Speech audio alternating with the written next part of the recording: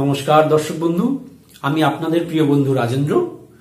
ভাগ্যস্কোপ চ্যানেলে আপনাদের সকলকে সুস্বাগতম। সাথে আপনাদের জন্য রইল অঢেল অফুরান শুভেচ্ছা অভিনন্দন। প্রতিদিনের ন্যায় আজকেও একটি নতুন বিষয়ের সাথে একটি নতুন ভিডিও আপনাদের সামনে উপস্থাপন করতে চলেছি। আমার সাথে সব সময় যোগাযোগ রাখতে নিচের ফেসবুক পেজটি লাইক করুন এবং ফলো করুন। আর আমার হোয়াটসঅ্যাপ গ্রুপ জয়েন করতে আজই নিচের নাম্বারে রিকোয়েস্ট পাঠান। আসুন এবার আমরা মূল বিষয়ে এসে উপস্থিত হই।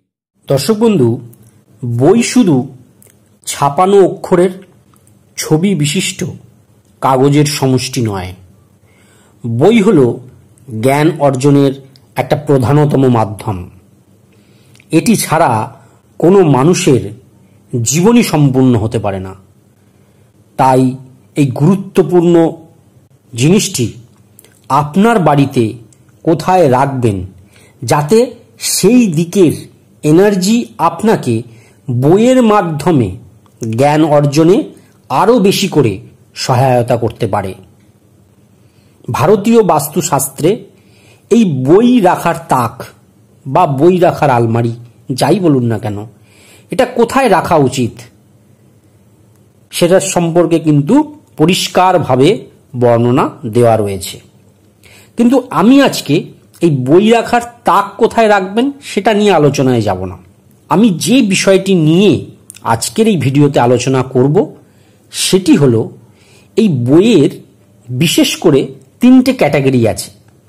একটা হলো যে বইগুলো আপনারা পড়াশোনা করেন বা আপনার কাজের জন্য যে বইগুলো লাগে, যেরকম কেউ বিশেষভাবে কোনো ব্যবসার সঙ্গে যুক্ত এবং তার রিলেটেড বই তাকে পড়তে হয়, বা কেউ কোনো চাকরি ক্ষেত্রে প্রমোশনের জন্য পড়াশোনা করছেন, কেউ তার ডিগ্রিকে আপগ্রেড করছেন কর্মক্ষেত্রে আরও ভালো করে প্রমোশন পাওয়ার জন্য, ভালো পজিশন পাওয়ার জন্য।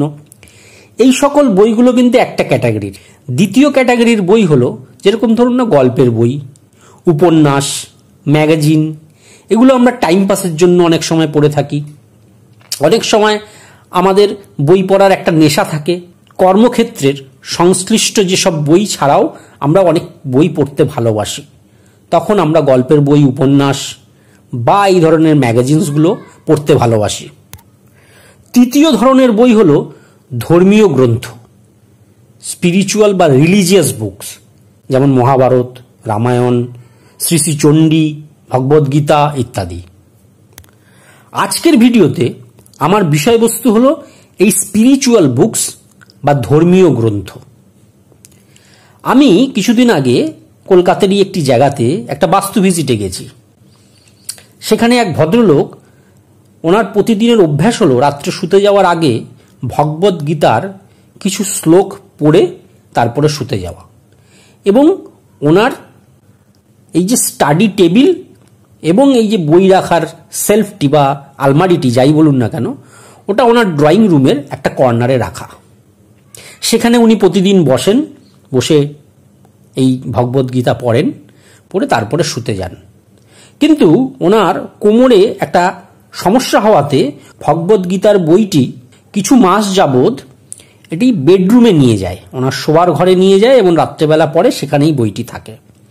এর মাঝখানে উনি একটি প্রপার্টি রিলেটেড কোথাও প্রপার্টি ক্রয় করার জন্য অ্যাডভান্স দিয়ে থাকেন, এবং সেখানে তারপরে কোনো লিগ্যাল কমপ্লিকেশনস চলে আসে, সেই প্রপার্টিটি আর অ্যাকোয়ার করতে পারে না, সেই প্রপার্টিটি নিতে পারেন না, এবং সমস্যা এখনো চলছে।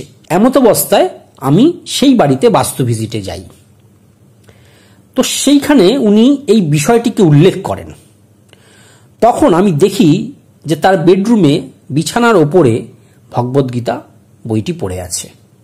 আমি তখন তাকে বলি যে বেডরুম হলো আমাদের তামসিক ক্রিয়াকলাপের জায়গা। এখানে আপনি কখনোই স্পিরিচুয়াল বুকস বা শিক্ষা বা পড়াশোনার জন্য যে বই দরকার সেগুলো এনে রাখতে পারেন না। আপনি গল্পের বই এনে এখানে রাখতে পারেন, কারণ ওটা ফান অ্যাক্টিভিটির জন্য বা রিক্রিয়েশন অ্যাক্টিভিটির জন্য আপনি গল্পের বইটা পড়ছেন, ম্যাগাজিন পড়ছেন, এইগুলো এনে রাখতে পারেন। কিন্তু কখনোই শিক্ষার বই বা স্পিরিচুয়াল বুকস ধর্মীয় গ্রন্থ কখনোই বেডরুমে নিয়ে আসতে পারেন না। বেডরুম কখনোই ধর্মীয় গ্রন্থের পড়াশোনার জায়গা বা রাখারও জায়গা নয়। এই বইটিকে ইমিডিয়েট আপনি আপনার যদি পূজা ঘর থাকে সেই পূজা ঘরের দক্ষিণ পশ্চিম কর্নার বা দক্ষিণ পশ্চিম কোণের পশ্চিম ওয়ালে কোনো ছোট একটা ক্যাবিনেটে ওইখানে ঢুকিয়ে দিন। যদি আপনার আলাদা করে পূজা রুম না থাকে তাহলে আপনাদের যে ড্রয়িং রুমটি আছে সেই ড্রয়িং রুমের দক্ষিণ পশ্চিম কোণে একটা ছোট সুন্দর ক্যাবিনেট করে সেখানে রাখুন, বা একটা তাকে রাখুন, বা একটা সেলফে রাখুন, কিন্তু ডিরেকশনটি অবশ্যই যেন দক্ষিণ পশ্চিম কোণ বা দক্ষিণ পশ্চিম কোণের পশ্চিম দিক, এই দুটো দিকে আপনি রাখুন। কারণ এই দুটো দিক হলো স্কিলের দিক, এডুকেশনের দিক, সেভিংসের দিক। এই দিকটিতে আপনি এই বইটি স্পিরিচুয়াল বুকস যদি রাখেন এবং পড়াশোনা করেন, দেখবেন এই বইয়ের মর্মার্থ আপনার সহজেই বোধগম্য হচ্ছে এবং আপনার একটা রেগুলার ইন্টারেস্ট জন্মাবে পরের দিন আবার পড়ার জন্য। এছাড়াও যদি আপনি এই ধরনের বুকস আপনার বেডরুমে নিয়ে রাখেন তাহলে দেখবেন এই যে প্রপার্টি অ্যাকোয়ারে যে হঠাৎ করে বাধা বিপত্তি চলে এলো, এই ধরনের সমস্যা কিন্তু ঘটতে থাকবেই। আপনি এটার মধ্যে কোনো বিরাম টানতে পারবেন না। উনি বললেন যে হ্যাঁ, আমি কিছুদিন যাবৎ খুব কষ্ট করে হলেও স্টাডি রুমে গিয়ে সেই বইটি পড়ে আসছি, তারপরে কিছুদিন পরে আমার এই লিগ্যাল কমপ্লিকেশনসটি মিটে যায়, আমার প্রপার্টিটি আমি আমার হাতে পাই। তো দর্শক বন্ধু, এটা থেকে বোঝা যায় যে আপনি কোনো সাত্ত্বিক কাজ, স্পিরিচুয়াল বুক বা ধর্মীয় গ্রন্থ পড়া হচ্ছে একটা সাত্ত্বিক ক্রিয়াকলাপ। সেই সাত্ত্বিক ক্রিয়াকলাপ কোনো তামসিক এরিয়াতে বসে করতে পারেন না। সেখানে করলে এনার্জিগত ইমব্যালেন্স বা বাস্তু দোষ তৈরি হয়।